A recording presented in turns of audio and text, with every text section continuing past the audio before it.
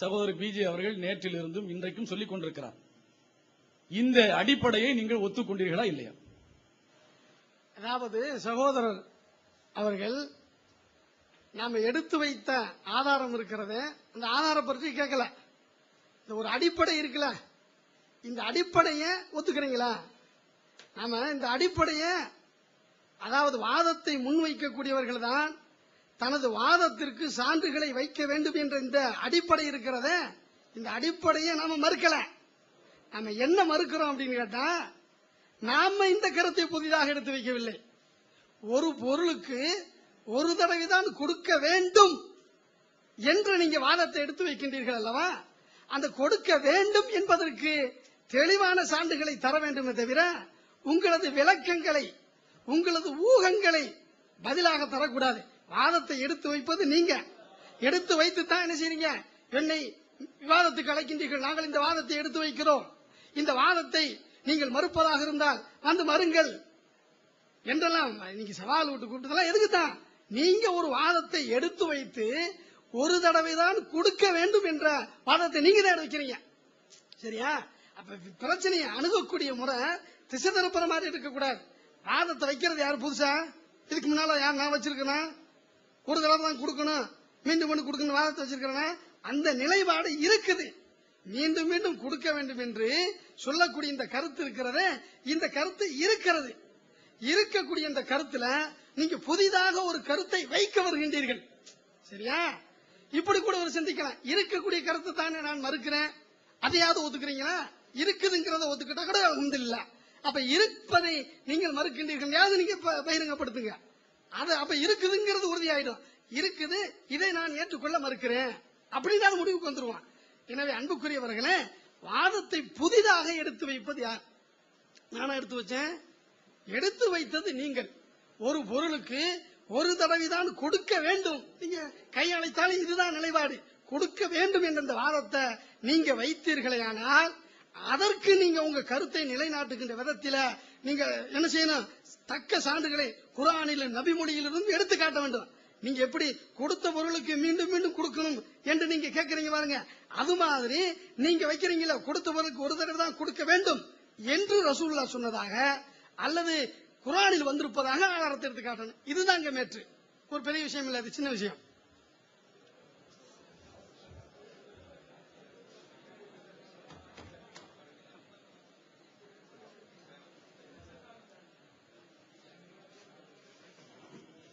அஸ்ஸலாமு அலைக்கும். எனது பெயர் அய்யூப் அலி, நாகூரை சார்ந்தவன். இந்த என்னுடைய கேள்வி நூர் முகமது பாக் அவர்கள் தான்.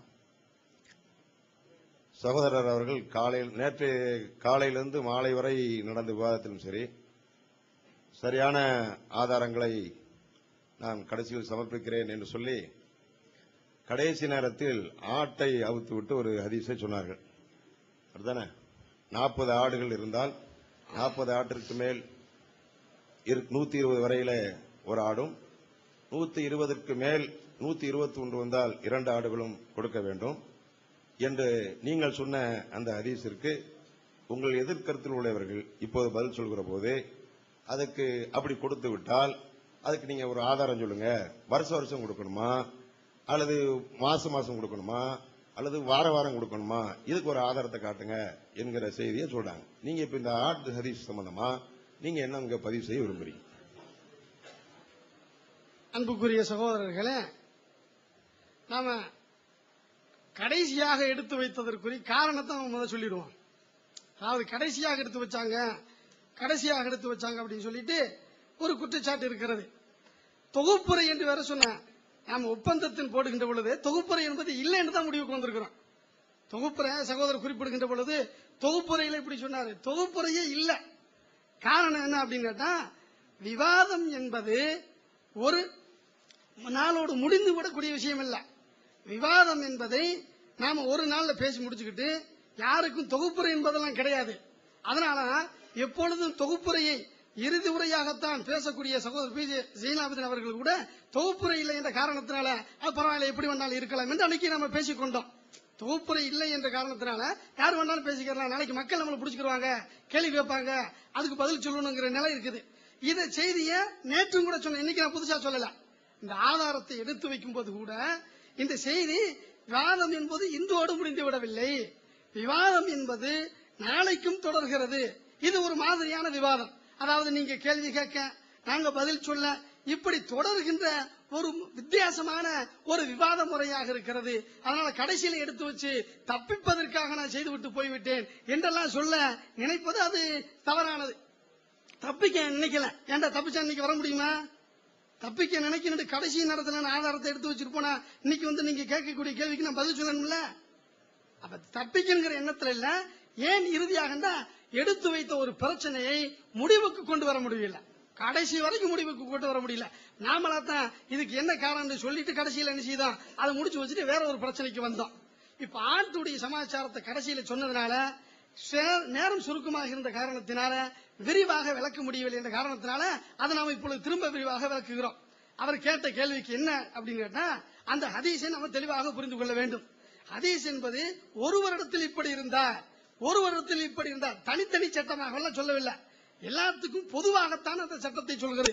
ஒரு வருடத்தில் இருந்தாலும் என்ன நிலைப்பாடு என்பதை எல்லாம் விளக்கக்கூடிய அந்த செய்தி தான் ஹதீஸ் தான். அது அந்த ஹதீஸ்ல என்ன வாசகம் வந்திருக்கிறது அப்படின்னு கேட்டா, வஃபீ சதக்கத்தில் கனமி, ஆட்டினுடைய சதக்கா ஜக்காத்தினுடைய விஷயத்தில 40 ஆடிலிருந்து 120 ஆடு வரைக்கும் என்ன ஒரு ஆடு கொடுக்க வேண்டும். இன்சாதத்து வாஹிதத்தன், இன்னொரு அறிவிப்புல இன்சாதத்து வாஹிதத்துன் ரெண்டும் சொல்லிக்கலாம். ஜாதத்துகும் ஈமானா, அவர்களுக்கு ஈமானை அதிகப்படுத்தது. இந்த ஜாதத்துங்கிறது ரெண்டுமா பயன்படுத்திக்கலாம். ஜாதத்துகும் ஜாதத் வாஹிதத்தன், ஒன்றை அதிகப்படுத்துமையானால், எதுல நல்ல கவனமா கவனிக்கணும், ஒன்றை அதிகப்படுத்துமையானால் எதுல, ஜக்காத்து கொடுக்கப்பட்ட பொருளில் அந்த 120 இருந்துச்சுல, அந்த 120 ஒன்றை அதிகப்படுத்துமையானால் அதில் 2 ஆடு இருக்கிறது என்பதை இந்த ஹதீஸ் மிக தெளிவாக தெரிவிக்கிறது. இப்ப இதுல என்ன அப்படின்னா, எப்படி புரிந்து கொள்வது, இதுல தான் இப்ப ஹதீஸ மறுக்கல, ஹதீஸ் ஆதாரபூர்வமானதான், அதுல ஒன்னும் சந்தேகம் இல்ல. இந்த ஹதீஸை எப்படி புரிந்து கொள்வது? இப்ப உதாரணமா 120 ஆடு இருந்து அதில் ஒரு ஆடு ஜக்காத்து கொடுக்கப்பட்டு விட்டால், அதுல ஒரு ஆடு அதிகம் என்று சொன்னா 120 தானே வரும். அப்ப 120 சொல்ல, அதாவது ஜக்காத்து கொடுக்கப்பட்ட பொருளுக்கு அல்ல, இது எதற்குத்தான் இது அப்படின்னு கேட்டா, ஜக்காத்து கொடுக்கப்படாத பொருளுக்குத்தான் என்று புரிந்து கொள்ள வேண்டும் என்று விளக்கம். ஒரு புதிய விளக்கம், யாரும் ஏற்றுக்கொள்ளாத ஒரு விளக்கம், எந்த ஹதீசுக்களை அறிஞர்களும் ஏற்றுக்கொள்ளாத விளக்கம்.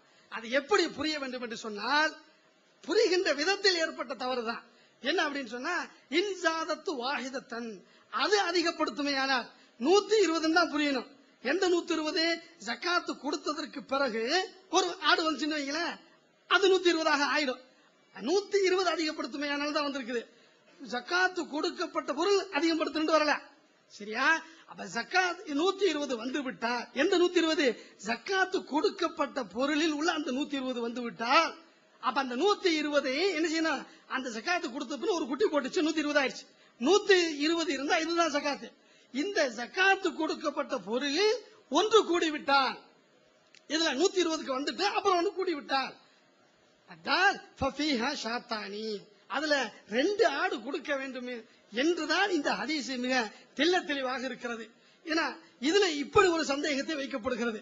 என்ன சந்தேகம் அப்படின்னு கேட்டா, வருஷமா டெய்லியா வாரமா இது எதுல இருக்குது? வருஷம் எடுக்கணுங்கிறது இந்த ஹதீஸ்ல இருந்தா நான் சொன்னேன்.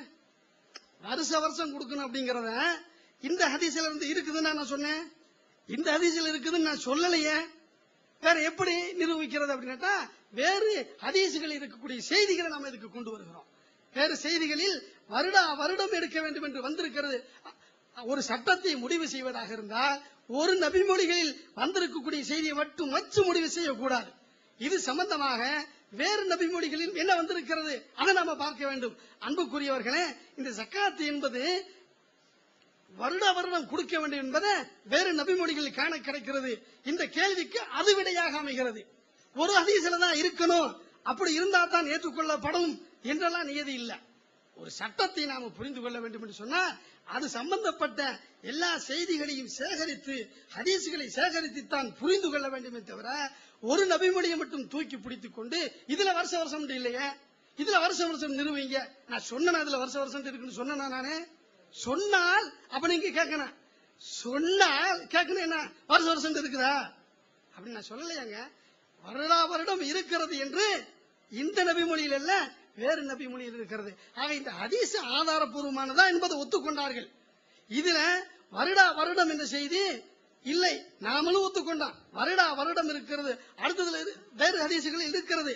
ஆனா எதை ஒத்துக்கொண்டு இருக்கிறார்கள்? அதாவது கொடுத்த பொருளுக்கு மீண்டும் ஜக்காத்து கொடுக்க வேண்டும் என்பதற்கு இதை புரிந்து கொள்ள முடியும், அதை ஒத்துக்கின்றாங்க. ஜக்காத்து கொடுத்த பொருளுக்கு மீண்டும் ஜக்காத்து கொடுக்கலாம் என்ற கருத்துக்கு இதை ஆதாரமாக புரிந்து கொள்வதற்கு வாய்ப்பு இருக்கிறது, இப்படியும் வாய்ப்பு இருக்கிறது, அப்படியும் வாய்ப்பு இருக்கிறது என்று அப்படி சொன்னார்கள். ஏதாவது ஒரு விதத்தில் வாய்ப்பு இருக்குன்னு அதை ஒத்துக்கிட்டீங்க.